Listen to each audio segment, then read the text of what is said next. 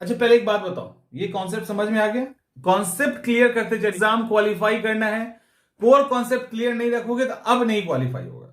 इसके पहले काम चल जाता था फैक्ट पे, लेकिन कोर कॉन्सेप्ट गया तो फिर एग्जाम क्वालिफाई आप नहीं कर सकते, लिख के रख लीजिए। तो अब यहां से, अब ये पुराना क्लियर है सारा, अब यहां से स्टार्ट करते हैं तापमान विलोमता पे। अब अच्छा यहां तक तो हो गया। अब सवाल है कि जो तापमान विलोमता होती है ये होती क्या है, इमेज से हम लोग समझने की कोशिश करेंगे। तापमान का उल्टा हो जाना, नॉर्मली आप क्या समझते हैं? आप सामान्यतः यही जानते हैं ना कि जो टेम्परेचर होता है वो सिंपली जब हम जैसे जैसे ऊपर जाएंगे वैसे वैसे घटेगा। 165 मीटर अगर हम ऊंचाई पे जाते हैं तो हमारे टेम्परेचर में 1 डिग्री सेंटीग्रेड की कमी आती है। 1 किलोमीटर पहुंच गए 6.5 डिग्री सेंटीग्रेड कमेगा। सामान्य नियम यही होता है, लेकिन उल्टा हो जाए तब। अब आपके मन में आएगा कि उल्टा क्या होगा, समझ में आ रहा है? अब उल्टा हो जाए तब क्या होगा? अभी तक हमने टेम्परेचर को देखा कि कैसे प्रभावित होता है, क्या होता है, या टेम्परेट जोन क्या होता है, ट्रॉपिकल क्या होता है, सब ट्रॉपिकल क्या होता है, वो सब हम लोग देख लिए, टेम्परेचर का डिस्ट्रीब्यूशन सब देख लिए। अब तापीय विलोमता इसके अंदर एक टर्म है। अब देखो और अच्छे से समझने की कोशिश कीजिए। तापमान, और ये रीजन आपको हमने बता दिया ऑलरेडी कि आपको पता है कि ऊंचाई पे बढ़ने के कारण क्यों टेम्परेचर कमता है, ठीक है। अब जैसे जैसे ऊंचाई पे जाते हैं टेम्परेचर कमता जाता है। 165 में 1 डिग्री, तो इसका मतलब है कि अगर यहां पे गर्मी है और यहां ठंडा है तब तो ठीक है, क्योंकि जैसे जैसे ऊंचा होंगे टेम्परेचर कमेगा। लेकिन यहां गर्मी हो जाए और इसके कंपेयर में यहां ठंडा हो जाए फिर क्या होगा? तब तो मामला उल्टा है।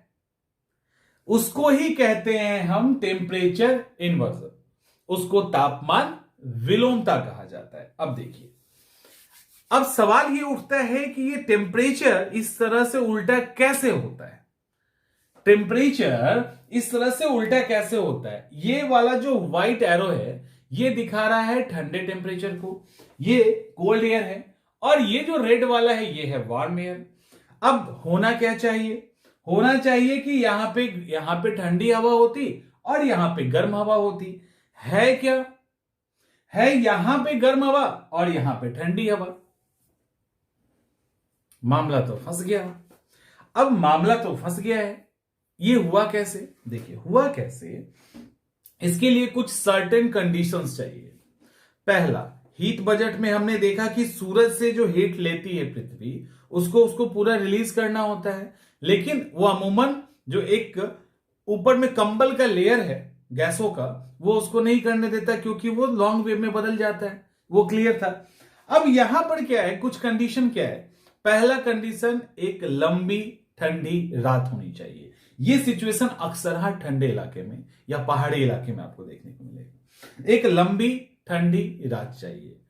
आसमान भी साफ होना चाहिए। हवा बहुत तेज नहीं, धीरे धीरे एयर फ्लो हो सकता है, मंद मंद हो सकता है, बहुत अधिक हवा तेज होगी तब भी नहीं हो पाएगा। ये कंडीशन चाहिए। हवा भी ड्राई हो, शुष्क हो, शांत हो। ठंड के मौसम में ये एक आइडियल कंडीशन क्रिएट करता है। और जो सतही टेम्परेचर होना सरफेस का, अगर वहां इस तरह से हल्का स्नो भी गिरा है तब तो एकदम परफेक्ट पोजीशन है। और अगर स्नो नहीं गिरा हुआ है, स्नो नहीं भी गिरा है, तो अगर सरफेस ठंडा है, हीट रिलीज हो चुका है, तब भी ये काम करेगा। होता क्या है इसको अगर ठीक से देखिए आप, तो यहां पे हो क्या रहा है, हम इस पृथ्वी ने क्या किया, हीट रिलीज किया। देखो अच्छे से, इसने क्या किया, हीट को रिलीज किया।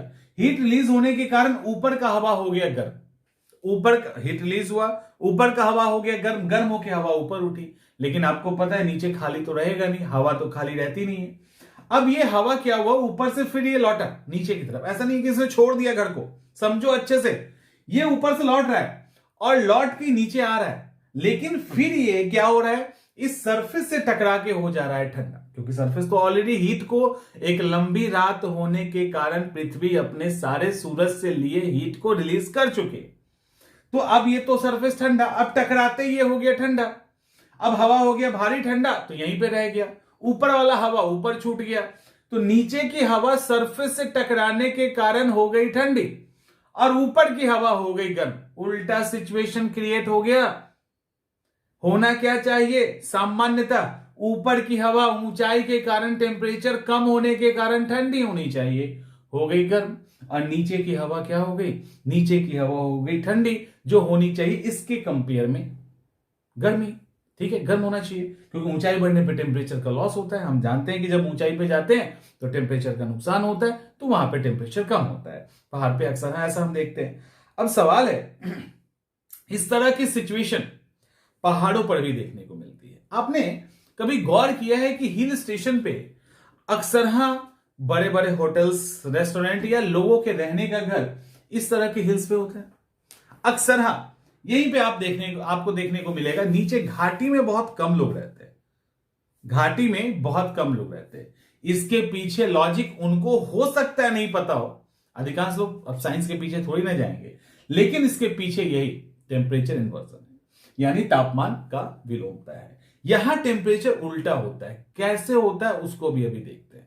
इस इमेज को देखिए, यहां पे आपके सामने दो इमेज है, एक है कैटाबेटिक विंड, एक है एनाबेटिक विंड। ठीक है, कैटाबेटिक विंड, एनाबेटिक विंड।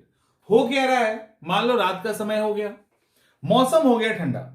अब ये पहाड़ के पीक पर जो ठंडी हवा है, यहां भी देखिए कंडीशन क्रिएट हो रहा है।